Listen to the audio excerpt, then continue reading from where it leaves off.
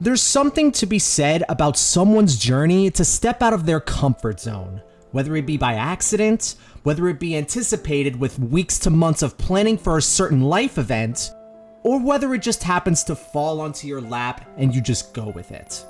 In this case, the third thing happened to me at the time of this video. In my anime watching career, I have seen shows from just about every single demographic. Kodomo with shows like Doraemon and Pokemon, Shonen for Dragon Ball and My Hero Academia, Shoujo with Kimi no Todoke and Ouran High School Host Club, Seinen with Vinland Saga. But there's one demographic where I've never seen a single show from, and that's Josei. Josei is catered to more adult women, where its narratives explore realistic and complex themes and provides a more mature perspective on life and relationships. And I got my first taste of that with Ikoku Nikki, aka Journal with Witch.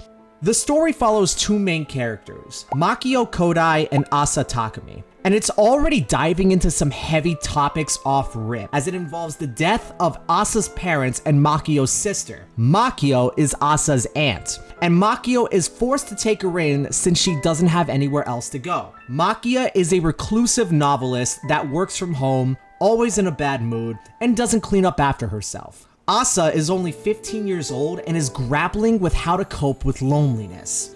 Now that we have some context on their background, let me dive into some of my thoughts for this show.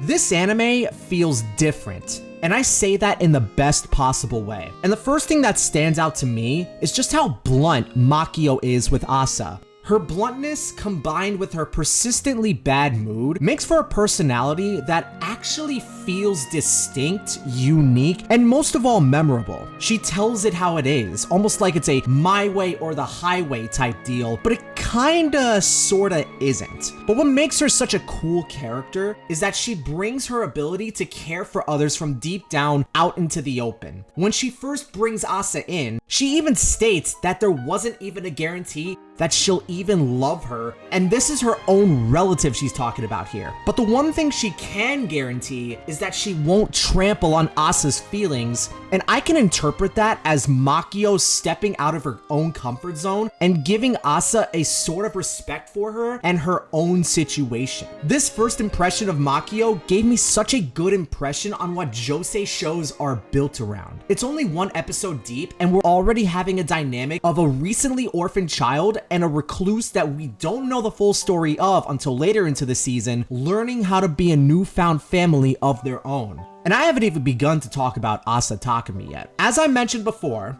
she's a recently orphaned child that Makio was forced to take in. But just judging off this first episode, she's probably even more complex than Makio. We don't see much emotion out of her, which I think it's mainly due to the shock factor of her parents' death, and I'm guessing it hasn't really set in as of now. She acknowledges a few times throughout the pilot, but it just feels like it hasn't hit her hard yet. But as the episode progresses, her interest in a journal and the thoughts that she wants to write down has her transition into a seemingly endless desert where she describes witnessing the queen of a strange land sitting upon her throne in complete solitude, representative of her own journey of how she deals with the loneliness, and the queen being Makio herself. The biggest thing I want to know from here is why Makio harbored so much unfiltered hatred for her own sister. What was Asa like when her parents were still alive, and did they cause her to be how she is now? Now that Asa lives with Makio, how do they cope with the loneliness that towers over them?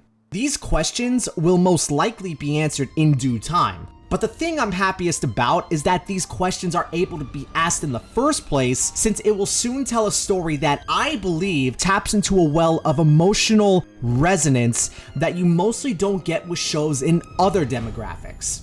Ikoku Nikki being my first exposure to shows in the Josei demographic really helped me understand, even if a little bit, why these kinds of shows are so sought after by its target audience. And even if it's not targeted towards me, That won't stop me from wanting to find more of these shows, because anime that dive into elements of emotions that aren't usually explored is my guilty pleasure. I can't wait to watch the rest of the show and witness the evolution that the characters undergo, because this is just such a new and cool experience that I'm not sure I would have had otherwise had it not showed up by chance. And if you want to recommend more Josei shows like Ikoku Nikki, drop some recommendations in the comments section and I'll put them on my list for the future. Also, we're getting closer and closer to monetization, so every sub helps out as well. Thank you for making it to the end of the video and listening to me blabber for a little bit.